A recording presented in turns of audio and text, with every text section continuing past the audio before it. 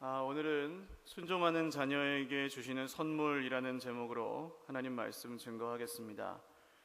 오늘 우리가 읽은 이 말씀을 가사로 해서 만들어진 유명한 찬양이 있습니다. 이 산지를 내게 주소서라는 찬양인데요. 12절 말씀이 그 골자입니다. 한번 같이 읽어볼까요? 시작.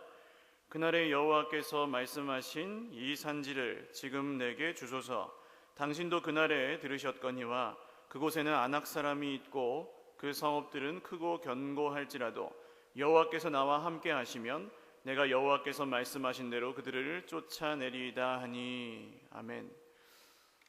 이 찬양을 아시는 분도 있으시고 모르시는 분도 있으실 것 같은데요. 제가 처음에 이 찬양을 부를 때에는 이 산지를 내게 주소서 하면서 뭔가 제가 갖고 싶은 것을 달라고 하는 그런 기도를 드리는 그런 마음으로 불렀던 것 같습니다. 그런데 말씀을 잘 묵상을 하다 보니까 여기서 달라고 하는 이 산지가 별로 좋은 곳이 아니더라고요. 12절에서만 보셔도 성읍들이 크고 견고했다 이렇게 나오죠. 그리고 아낙 사람이라고 불리는 이 사람들은 거인족입니다. 별로 좋은 땅이 아니에요. 그리고 이미 점령되어 있는 성의 소유권을 넘겨받는 게 아니고 이 85세였던 갈렙 할아버지가 직접 쳐들어가서 점령하고 살아야 되는 그런 상황이었습니다. 이 어르신이 가나안 땅에서 가장 크고 공격하기 어려운 성이었던 이 헤브론, 기럇 아르바라는 성이었는데 이 공격에 자기가 선봉을 서겠다는 말이에요. 세상의 기준으로는 참 이해가 가지 않는 그런 이야기를 하고 있습니다. 근데 이 갈렙은 왜 이런 성을 달라고 했을까요? 본문을 이해하기 위해서 45년 전에 어떤 일이 있었는지를 좀 보셔야 되겠는데요. 하나님께서 약속하신 대로 이스라엘 백성이 400년의 종살이를 마치고 애굽에서 나왔습니다. 이게 출애굽기의 내용이죠. 요셉을 따라서 이제 야곱의 가족들이 이집트로 갔고 430년 정도가 지나서 나오게 됐어요. 하나님이 약속하신 대로. 그래서 홍해를 건너고 시내산을 거쳐서 광야를 건너 이렇게 그 약속의 땅, 젖과 꿀이 흐르는 가나안 땅의 초입에 딱 이르렀습니다. 근데 이 백성들이 아무래도 미심쩍은 거예요. 그래서 각 지파에서 한 명씩 대표를 뽑아서 이 땅이 과연 살만한 땅인가 정탐하고 오게 했습니다. 근데 40일 동안 땅을 잘 살피고 돌아온 정탐꾼들이 엉뚱한 얘기를 하기 시작하죠. 땅은 좋은데 점점점 그런 얘기예요. 땅은 좋은데 거기엔 거인들이 살고 그 거인들하고 비교하면 우리는 메뚜기 같다. 그런 이야기를 하고 우리가 거기 들어가면 다 죽게 될 것이다. 이런 이야기를 하기 시작했어요. 온 백성들이 그 이야기를 듣고 소리를 높여서 웁니다. 그때 이 12명의 정탐꾼 중에 단 2명, 여호수아와 갈렙이라는 사람 두 사람만이 이제 옷을 찢으며 나와서 말했다고 성경에 나와요. 옷을 찢으면서 말한다는 건 목숨을 걸고 얘기한다는 겁니다. 그래서 들어보십시오, 백성들. 그 땅을 하나님이 우리에게 주셨습니다. 그리고 하나님이 우리와 함께 하시면 반드시 들어갈 수 있습니다 라고 막 아무리 설득을 해도 백성들 전체에 이미 이 슬픔과 절망이 완전히 전염이 되어서 말을 듣지 않아요. 60만 명, 남자 어른만 60만 명 정도 되었던 이 사람들이 모두 돌을 들어서 모세와 여호수아, 갈렙 이 사람들을 죽이려고 할 그때에 하나님이 나타나십니다. 그래서 그 상황을 싹 정리하시고 악평했던 정탐꾼들 10명은 그 자리에서 죽었고 이제 그 자리에서 돌을 들었던 모든 백성들은 광야에서 40년 동안 방황하며 죽게 하십니다. 여호수아와 갈렙 말고는 40년 동안 광야에서 방황하면서 다 죽었습니다. 이 사건에서 그런데 갈렙은 사실 잘못한 것이 하나도 없습니다. 아무 잘못도 없이 40년의 광야 생활을 묵묵히 함께 하는 동안에 40세에서 85세까지 인생의 전성기를 광야에서 보냈어요. 쉽게 말하면 좋은 시절 다 보냈습니다. 광야에서. 보통 사람 같으면 어떻겠습니까? 억울할 것입니다. 자기는 하나님께 순종했잖아요. 그런데 불순종한 다른 사람들 때문에 같이 광야에서 헤맸거든요. 그런데 오늘 갈렙이 하는 말들을 보시면 그런 억울함을 전혀 엿볼 수 없습니다. 오히려 85세의 어르신의 말이라고 생각할 수 없을 만큼 생기가 막 넘쳐 흘러요. 결론부터 말씀드리면 갈렙이 이렇게 생기가 흘러 넘치고 있는 이유, 85세인데도 그 이유는 갈렙이 자기의 인생을 지배할 수도 있었던 그 억울함, 이 모든 억울함의 문제가 그 속에서 풀려 있었기 때문입니다. 우리 인생에 때때로 억울한 일이 많이 생깁니다. 설명하지 않아도 여러분 지금도 억울한 일을 당하고 계실 거고 이전에도 있었고 앞으로도 있으실 거예요. 그런데 이 억울함은 분노로 이어지고 결국 모든 관계를 파괴하게 되죠. 그래서 잘 생각해 보시면 상황은 하나도 달라질 것이 없는데 화 때문에 모든 것이 엉망이 되는 것을 보셨습니까? 화를 내서 더 좋아질 것도 없는데 이 화가 나요. 그리고 그걸 아는데도 멈춰지지가 않아요. 이게 심각한 문제입니다, 여러분. 사람과의 관계만 파괴시키는 게 아니라 하나님과의 관계도 파괴시켜 버리거든요. 가정에서도 어려움이 생겼을 때를 보시면 한 사람만 힘들지 않습니다. 같이 힘들어요. 가정에서 힘든 일이 생기면. 그런데 자기만 힘들다고 너 때문이라고 화를 내요. 그러면 더 힘들어요. 가만히 있고 막 격려해주고 사랑해주고 해도 힘든데 점점 더 힘들어지는 겁니다. 인생의 광야가 오늘 말씀의 이스라엘 민족처럼 길어지는 그런 느낌이죠. 그런데 그런 마음이 드는 것 자체는 죄가 아니에요. 사람이기 때문에 당연한 일입니다. 억울할만 하고 힘들만 하죠. 보통 그런 이야기를, 그런 화를, 그런 억울함을 막 그냥 내뿜는 사람 별로 없습니다. 그럴만 해서 그래요. 억울할만 하고 불평할만 하고 화낼만 해서 화를 내죠. 광야에서 이스라엘 백성들이 그랬습니다. 물이 없어서 진짜 목말라 거의 죽을 지경이 됐을 때 불평했고, 먹을 것이 진짜로 없을 때 불평했고, 그랬어요. 그랬는데 힘들어서 힘들다고 했는데 문제는 뭐였습니까? 하나님이 그 문제를 해결해 주셔도 여전히 불평한다는 거예요. 결국에는 광야가 길어졌고 그 훈련을 받고 약속의 땅에 들어갔어요. 더 심각한 것은 약속의 땅에 들어갔는데도 똑같아요. 이제 먹을 것이 있어요. 땅과 집이 있어요. 괴롭히는 다른 민족이 없어요. 그런데도 하나님께 순종하지 않아요. 보통 우리의 믿음에 어떤 사람에게는 가면을 쓰고 있을 때도 있습니다, 우리가. 그런데 이 민낯이라 그러죠. 가면을 쓰지 않은 맨 얼굴이 하나님 앞에서 드러나게 되는 때가 있는데, 그때가 언제냐면 진짜 죽을 만큼 힘들 때 드러납니다. 진짜 죽을 만큼 힘들 때 내가 하나님을 믿는지 안 믿는지가 드러나요.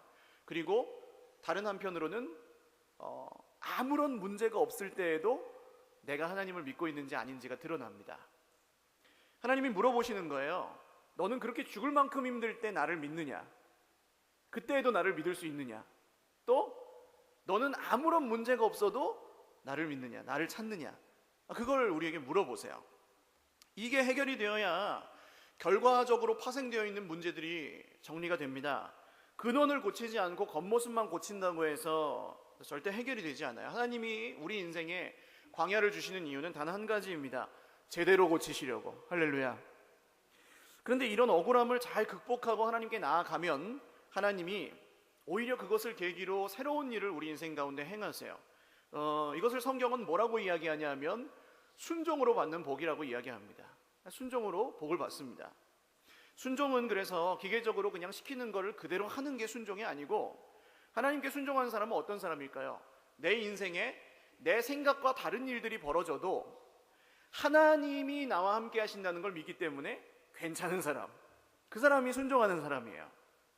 내 기준에 다른 것들이 막 내 인생에 드러나도 하나님의 기준에 맞다면 거기서 힘들어하지 않는 사람이 바로 순종하는 사람입니다.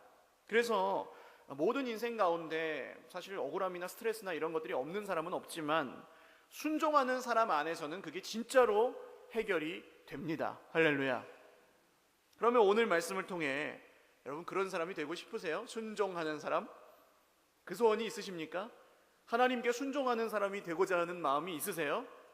오늘 말씀을 통해서 정말 하나님이 어떻게 그런 어려움들을 우리 속에서 극복해 내시는지 세 가지 정도 영적인 원리를 생각해 보겠습니다. 첫 번째로 우리가 순종할 말씀은 주신 것을 먼저 세어보라는 것입니다.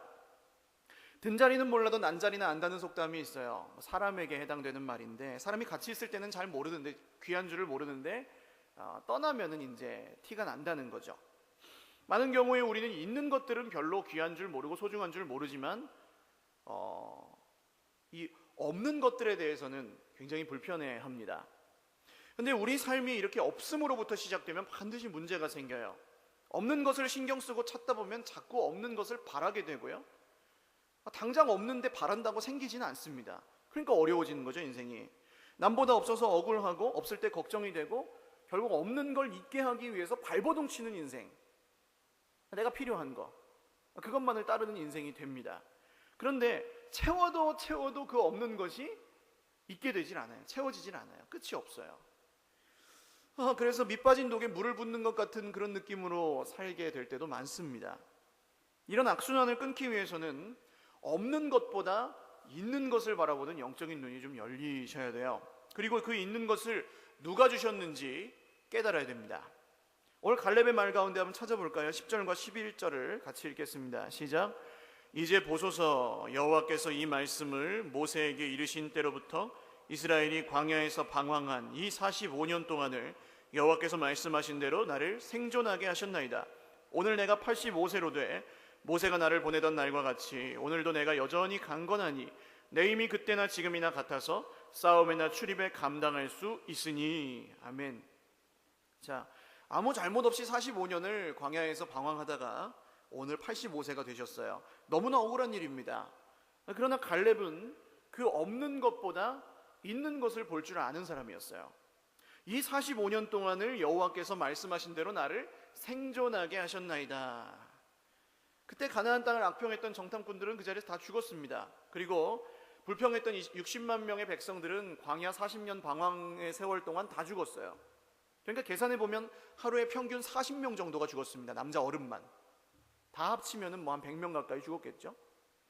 매일 100명이 죽어나가는, 아마 이스라엘의 이 광야 여정은 장래 행렬이었을 것입니다. 슬픔으로 가득하죠.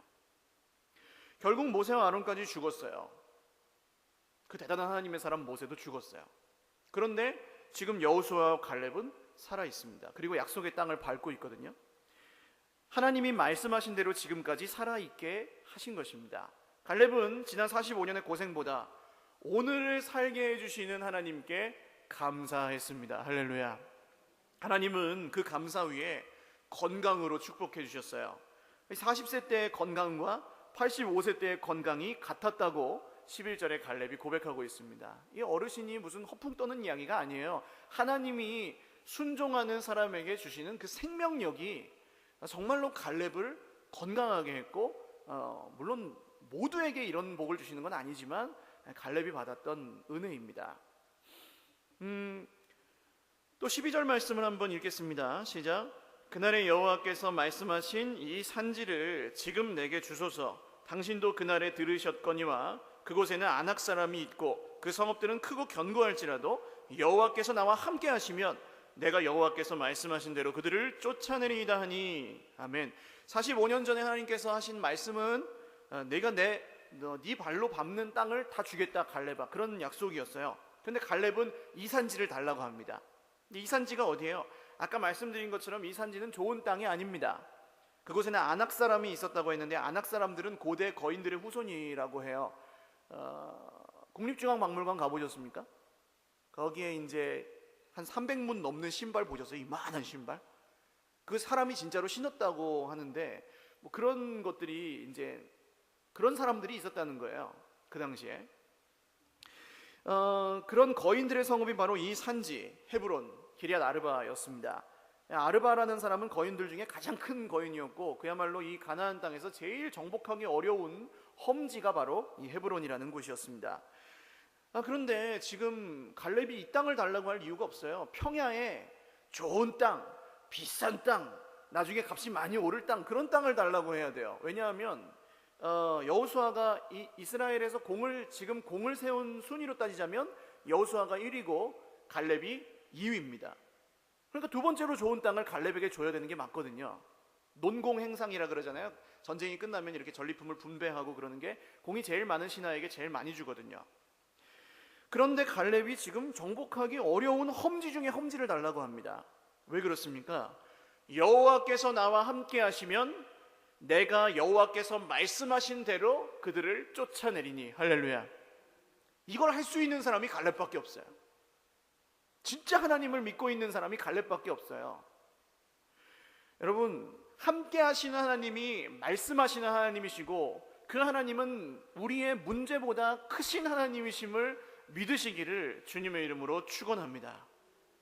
이게 믿어지면요, 그 산지가 아무리 험지라도 하나님께 달라고 하면 나아갈 수 있는 겁니다. 그리고 그 험지와 그 산지를 정복할 사람은 나밖에 없어요. 하나님을 믿지 않는 사람은 거기 나갈 수도 없고 나갔다가 깨지고 하나님께 원망하고 불평할 수밖에 없어요. 믿는 사람만이 그 험지와 그 산지와 그 고난의 자리에서 하나님을 붙들고 이길 수 있습니다. 그러니까 여러분, 오늘 내 삶에 내가 하나님을 믿는데도 고난이 극심하다면 우리가 감사할 수 있는 이유, 찬양할 수 있는 이유는 하나님이 그만큼 나를 믿고 계시다는 증거도 되기 때문입니다. 사랑하는 여러분, 오늘도 나와 함께 하신 하나님이 나에게 말씀하신 하나님이심을 믿으시길 바랍니다. 그리고 그 하나님은 반드시 우리의 어떤 문제보다 더 크신 전능하신 하나님이십니다. 두 번째로 드린 말씀은 그런 하나님이 어떤 분이시냐는 거예요. 하나님의 주권, 주인 되심을 인정해야 합니다. 8절과 14절 말씀을 한번 연속해서 읽어보겠습니다. 시작. 나와 함께 올라갔던 내 형제들은 백성의 간담을 높게 하였으나 나는 내 하나님 여호와께 충성하였으므로. 14절이요. 헤브론이 그니스 사람 여분네의 아들 갈렙의 기업이 되어 오늘까지 이르렀으니 이는 그가 이스라엘 하나님 여호와를 온전히 좇았음이라. 아멘. 자, 여기서 8절에 하나님 여호와께 충성하였다라는 말과 14절에 하나님 여호와를 온전히 좇았음이라는 말이 한글 성경에는 다르게 나오지만 히브리어로는 같은 단어를 씁니다. 말레라는 단어를 쓰는데요, 이 단어는 채우다, 채워져 있다, 그런 뜻입니다. 기본적인 뜻이. 그래서 직역하면 갈렙이 하나님 여호와로 완전히 채워져 있었다, 그렇게 해석할 수도 있어요. 하나님께 순종하는 사람은 하나님으로 꽉 채워진 사람입니다. 이게 무슨 알쏭달쏭한 이야기일까요? 순종은 단순히 하나님의 말씀을 우리가 귀로 듣고 머리로 생각해서 그것이 옳은 것 같으면 지키고, 이게 순종이 아닙니다. 성경은요, 분명히 우리에게 그런 능력이 없다고 얘기해요. 우리가 하나님의 말씀이 옳은 줄을 알아도 그 길을 따라갈 능력이 우리에게 없어요. 이스라엘 백성들이 계속해서 반복되는 실수를 하는 게 그 이유입니다. 알아도 안 돼요. 그럴 능력이 아예 이 속에 없어요. 본질적인 악함으로 완전히 지배당하고 있는 그런 상태가 바로 하나님 없는 인생의 상태입니다. 바울이 로마서 7장에서 이것을 잘 표현하죠. 옛날에 어린이들 만화를 보면 톰과 제리 같은 걸 보시면 한쪽에서는 천사가 막 이렇게 야 그렇게 하지 마 그러고 이쪽에서는 악마가 야 그렇게 해도 돼 이렇게 막 꼬시잖아요. 이런 일이 우리 속에서도 일어난다는 거예요. 두 마음이 싸워요. 한쪽 마음은 하나님의 법을 따라가고 싶어 하는데 한쪽 마음은 죄의 법, 사망의 법, 세상의 법을 따라가고 싶어 하는 그 두 가지가 우리 마음에 혼재합니다. 근데 알아도 안 돼요. 그러니까 뭐라고 노래합니까? 오호라 나는 곤고한 사람이로다 그러거든요. 이것만큼 내가 아는 길이 바른 길이라는 걸 아는데도 그 길로 가지 못하는 것만큼 세상에 힘든 게 없어요. 하나님의 백성들이 대부분 겪고 있는 문제입니다. 그런데 반전이 있어요. 그 다음 구절에 8장으로 넘어가 보면, 로마서 8장으로 넘어가 보면 이는 그리스도 예수 안에 있는 생명의 성령의 법이 죄와 사망의 법에서 너를 해방하였음이라 그래요. 할렐루야. 여러분, 이 말씀까지 나가시는 것이 예수를 믿는 겁니다. 내가 이렇게 곤고한 사람이로다 하고 난 죽어야 돼, 나는 죄인이야 막 하고 슬퍼하는 게서 끝나는 게 회개가 아니에요. 이는 그리스도 예수 안에 있는 생명의 성령의 법이 죄와 사망의 법에서 너를 해방하였다라는 것까지 나아가셔야 거기에 기쁨이 있고 거기에 하나님이 계신 것입니다. 우리는 그 약속을 이미 예수님을 믿음으로 다 받은 사람들인 줄 믿으시기를 바랍니다. 그래서 여러분, 우리가 이 생명의 성령의 법이 우리를 해방하실 때, 우리가 성령으로 충만함을 받을 때, 하나님으로 꽉 채워질 때 우리 인생에 더는 억울함이 없는 줄도 믿으시기를 주님의 이름으로 축원합니다. 이 성령의 충만이죠. 예를 들어서 베드로 같은 사람을 보면, 베드로는 3년 동안 예수님을 따라다녔지만 성령을 받기 전에는 예수님이 왕이 되시면 그 옆에서 한 자리 하는 게 목적이었어요. 최후의 만찬 자리까지 싸워요. 머리 터지게 싸워요. 누가 국무총리 할 거냐 하고. 그런데 이 베드로가 나중에 바뀌죠. 베드로가 늘 예수님께 물어보던 게 뭡니까? 주여, 우리가 다 버리고 주를 따랐나이다. 그 다음에 뭐가 생략되어 있는 거예요? 그러니까 뭘 주실 겁니까? 라는 게 생략되어 있었죠. 그런데 이 억울함이, 여러분, 이건 온전한 순종이라고 할 수 없어요. 이런 생각으로 믿었을 때 열심히 말씀을 배웠지만 베드로는 십자가 앞에서 도망갈 수밖에 없었습니다. 그러나 베드로에게 성령이 임하셨을 때 베드로가 달라지죠. 잡혀가서 맞고 협박당하고 감옥에 갇히고 아무 대가도 받지 못했지만 베드로 안에 늘 기쁨이 있었습니다. 감옥에서 당장 내일 사형을 당하는데도 베드로가 잠을 쿨쿨 자요. 천사가 하도 안 일어나니까 막 쳐서 깨우잖아요, 구해주려고. 베드로가 하는 기도마다 다 이루어지고, 베드로를 통해 이방 고넬료가 구원을 받고, 베드로를 통해서 하나님의 놀라운 기적들이 일어났습니다. 베드로에게는 별게 없었지만 하나님이 베드로를 통해 놀라운 일을 이루셨어요. 이유는 단 한 가지였습니다. 베드로의 속사람이 예수님으로 꽉 채워졌기 때문에. 그 모든 억울함, 받고 싶은 마음, 그런 게 하나도 소용이 없고 상관이 없고 오직 하나님만 보는 인생이 되었다는 것이죠. 보통 우리는 사람에 대한 섭섭함이나 어떤 상황에 대한 억울함이나 이런 것들이 우리 인생 가운데 찾아오면 원망합니다. 우리 시대는, 지금 이 시대는 이런 원망과 불평이 극에 달해 있는 시대인 것 같아요. 잘못된 것을 바로잡자, 이런 정도면 괜찮아요. 그런데 너 때문에 이렇게 됐어 라는 마음까지 가면 그게 문제입니다. 너 때문에 이렇게 됐어 라는 말은 사실 그 사람하고도 우리를 멀어지게 하지만 하나님하고도 멀어지게 해요. 왜냐하면 그 너를 누가 만나게 하셨습니까? 하나님이 만나게 하셨거든요. 그러니까 이게 하나님이 이상한 하나님이 돼버리는 겁니다. 왜 저런 애를 만나게 하셨어요? 이렇게 돼버리는 거예요. 믿지 못하는 거죠. 물론 이걸 잠깐 사이에 다 정리할 수는 없습니다만, 예를 들어서 가정에서 보십시오. 남편도 예수님이 아니고 아내도 예수님이 아니죠. 그럼 분명하죠. 예수님하고 사시는 분 없죠. 그러니까 부족해요, 우리는. 그리고 섭섭할 게 있을 수 있어요. 억울한 게 있을 수 있고, 또 완벽하게 잘해주지 못하고 때로는 말과 행동이 다를 수 있습니다. 그러면 이제 그 문제 때문에 다툼이 좀 생길 수도 있지만 대화를 하고 합일점을 찾아가는 건 지혜로운 일이에요. 그런데 이런 섭섭함과 억울함이 있음에도 불구하고 아무런 다툼이 없는 가정들도 있습니다. 그러니까 참는 게 능사인, 우리 대한민국의 어떤 전형적인 전통적인 가정은 보통 엄마들이 참죠. 아빠들은 막 이렇게 딱 다스리시고 엄마들은 그냥 참고 꾹꾹 눌러 살잖아요. 근데 나중에 어떻게 됩니까? 뒤집히죠. 엄마가 뿔났다라는 사건이 발생하잖아요. 물론 다툼이 없는 게 서로 인격적으로 성숙해서 그럴 수도 있지만, 나도 모르게 그냥 아무런 인격적인 교류나 대화 없이 그냥 억울함만 쌓아가고 있을 수도 있어요. 그런 섭섭함이나 억울함이라는 감정만 쌓아놨다가 무슨 계기만 있으면 막 그게 폭발돼가지고 무기로 막 휘두르게 되면, 여러분, 그 가정이 어떻게 행복할 수 있겠습니까? 절대로 행복할 수 없고, 더 무서운 것은 자녀에게도 전달된다는 거예요. 그런데 아마도 그 사람이 하는 말이 틀린 말은 아니에요. 구구절절 옳은 말일 거예요. 자기가 진짜 힘드니까 힘들다고 하는 거거든요. 그런데 우리 가정의 주인이신 성령님이 원하시는 말은 절대로 아닐 것입니다. 그러니까 이거는 상황과 형편과 사람의 문제가 아닌 결국 순종의 문제로 돌아올 수밖에 없는 거예요. 이 모든 아픔을 벗어나는 길은 하나님으로 꽉 채워지는 수밖에 없습니다. 할렐루야. 하나님이 우리 인생의 주인이 되셔야 됩니다. 오늘도 예수 그리스도 안에서 오직 하나님이 우리의 주인 되셔서 우리의 인생을 하나님으로 충만하게 하시기를 주님의 이름으로 축원합니다. 세 번째는 하나님의 약속을 믿으라는 것입니다. 믿되 끝까지 믿어야 됩니다. 우리가 하나님 앞에 살면서도 어떤 억울함이나 미련이 생기고 그것이 하나님께 대한 불평이나 불신앙으로 이어지기도 하는 그런 이유가 뭡니까? 우리가 기도한 대로 하나님이 즉각 다 이루어주시면 좋겠는데 안 그렇잖아요.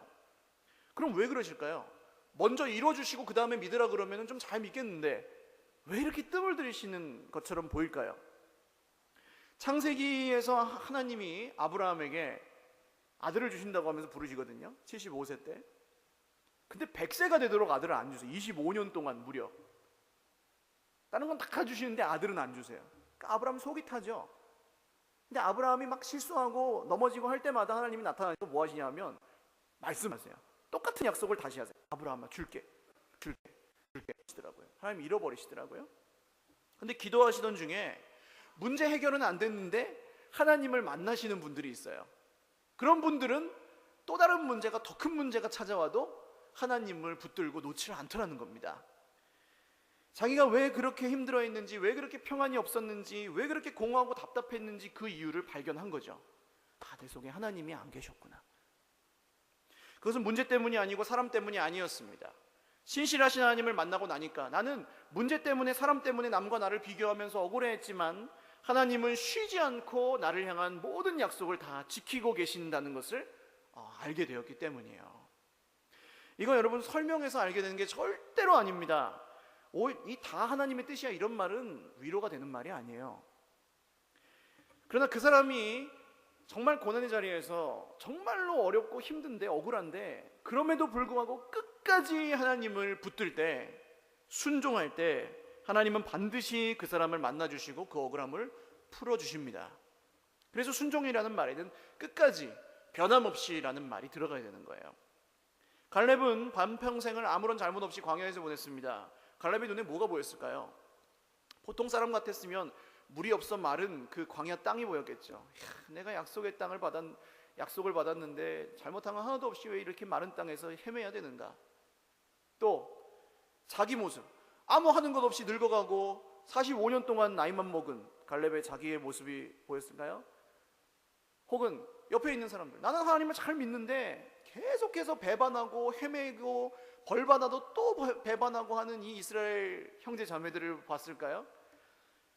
갈렙은 그 어느 것도 보지 않았습니다. 갈렙은 하나님이 하신 약속을 끝까지 바라보았습니다. 9절 말씀을 같이 읽겠습니다. 시작. 그날에 모세가 맹세하여 이르되 네가 내 하나님 여호와께 충성하였은즉 내 발로 밟는 땅은 영원히 너와 내 자손의 기업이 되리라 하였나이다. 아멘. 이 그날이 언제예요? 45년 전이에요. 45년 전에 주신 이 한마디 말씀을 믿고 지금까지 묵묵히 순종하며 온 겁니다. 여러분, 이 믿음을 뭐라고 부르냐면 소명에 대한 믿음이라고 합니다. 하나님이 나를 부르셨다, 하나님이 나를 구원하셨다, 이게 확실한 사람만이 시간에 상관없이, 환경에 상관없이 하나님을 믿는 거예요. 그런 사람은, 이게 확실한 사람은 고생이 있어도 갑니다. 그런데 형편이 아무리 좋아도 소명이 흔들리면 그 사람의 마음에는 억울함과 피해의식과 불순종과 불신앙이 시시때때로 찾아오게 되어 있습니다. 이스라엘 백성들이 광야에 헤맸던 이유는 단 한 가지예요. 하나님이 하신 약속을 믿지 못했기 때문입니다. 왜 못 믿었을까요? 하나님이 어떤 분이신지를 몰랐기 때문이에요. 여러분, 만약에 제가 많은 돈이 필요한데 여기서 빌려야 돼요. 그럼 제가 뭐가 없으면은 뭐가 필요합니까? 담보나 보증인이 필요하잖아요. 근데 대기업 회장님이 보증을 해주면은 이 사람이 돈을 빌려줄까요? 안 빌려줄까요? 빌려주죠. 근데 저를 보고 빌려줍니까? 이 사람을 보고 빌려주잖아요. 그렇죠? 제가 못 내도 이 사람이 지불 능력이 있으니까. 근데 그냥 동네 구멍가게 하시는 분을 비하는 말이 아니라 돈이 없는 분이 저에게 보증을 선다고 하면은 어떨까요? 빌려줄까요? 안 빌려줄까요? 여러분, 하나님이 이런 분이시니까 그렇게 하는 게 순종입니다. 근데 하나님이 그런 분이신 줄 모르면 그렇게 못해요. 그래서 이게 말씀이 중요한 겁니다. 하나님이 어떤 분이신지를 알아야지 믿을 수가 있는 거거든요. 믿어줘야 믿죠. 근데 이게 율법을 가지고 안 됩니다. 그냥 이 말 가지고 안 돼요. 그래서 우리가 하나님을 알 수 없으니까 누가 오셨어요? 예수님이 이 땅에 오셨잖아요. 태초부터 계신 생명의 말씀이신, 하나님과 함께 계셨던 그 말씀이신 예수님이 이 땅에 오셨어요. 그래서 우리에게 말씀하시는 하나님이 임마누엘, 함께 하시는 하나님이십니다. 할렐루야.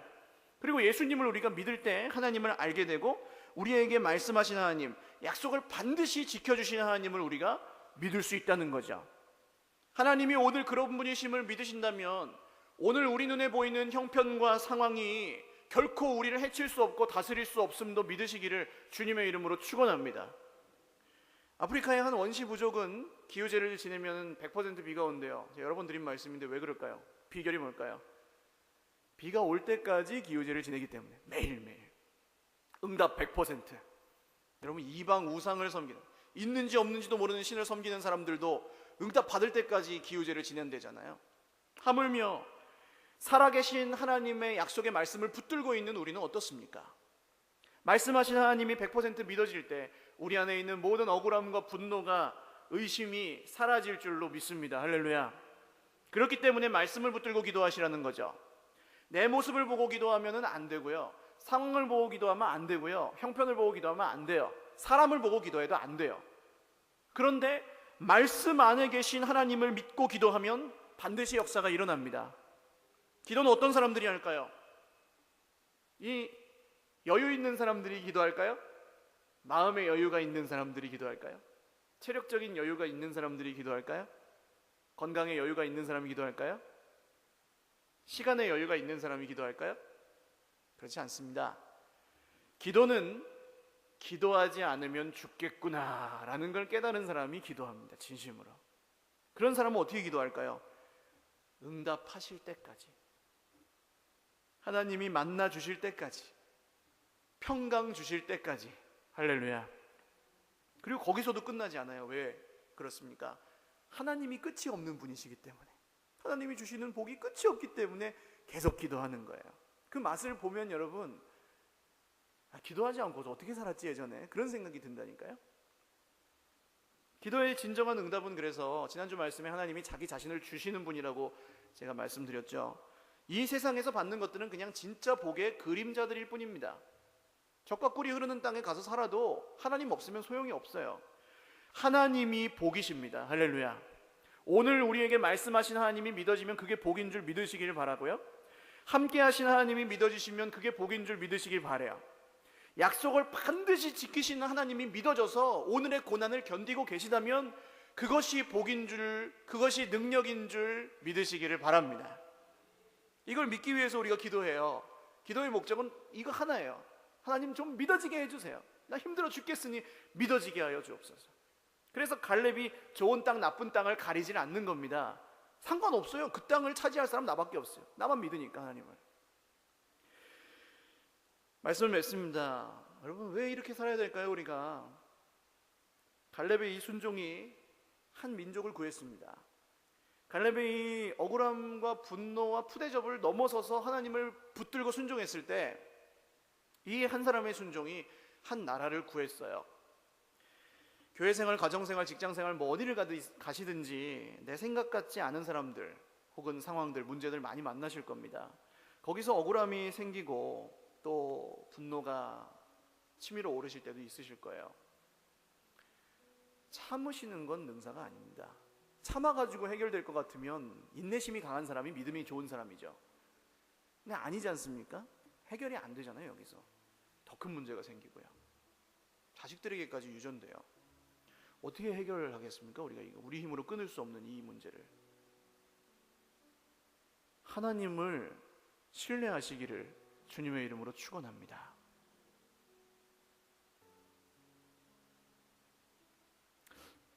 근데 제가 방법은 잘 모르겠어요. 그래서 그냥 뭐 예배 드리시라고 하고, 말씀 읽으시라고 하고, 같이 기도하자고 하고, 힘들으면 힘내시라고 하고, 울고 계시면 같이 가서 울고, 그런 거밖에는 뭐 제가 할 수 있는 건 없더라고요. 윤동주 시인이 지은 시 중에 십자가라는 시가 있습니다. 한 소절만 잠깐 읽어드리면요, 괴로웠던 사나이 행복한 예수 그리스도에게처럼 십자가가 허락된다면 모가지를 들이우고 꽃처럼 피어나는 피를 어두워가는 하늘 밑에 조용히 흘리겠습니다. 만나 뵙지는 못했지만 예수님에 대해서는 정확하게 알고 계시는 것 같아요. 괴로웠던 사나이 행복한 예수 그리스도. 여러분, 우리 인생이 괴로운데 행복할 수 있습니다. 하나님이 원하시는 게 그거예요. 좋을 때만 좋고 잘 될 때만 좋은 게 아니라 괴로워도 행복한 인생을 살 수 있게 해주시는 분이 하나님이십니다. 그리고 그 하나님을 만나야 이 산지가 험하든 이 산지가 편하든 그 산지에 갈 수 있는 거죠. 괴로울 때 순종하신 예수님을 생각하십시오. 할렐루야. 힘든 마음이 들 때 나를 위해 죽으신 예수님을 생각하십시오. 죄악 세상을 이길 수 없을 때 나를 위해 죽으시고 구원하신 예수님을 생각하십시오. 그 생각만으로도 하나님은 우리 인생을 반드시 바꾸어 가실 것입니다.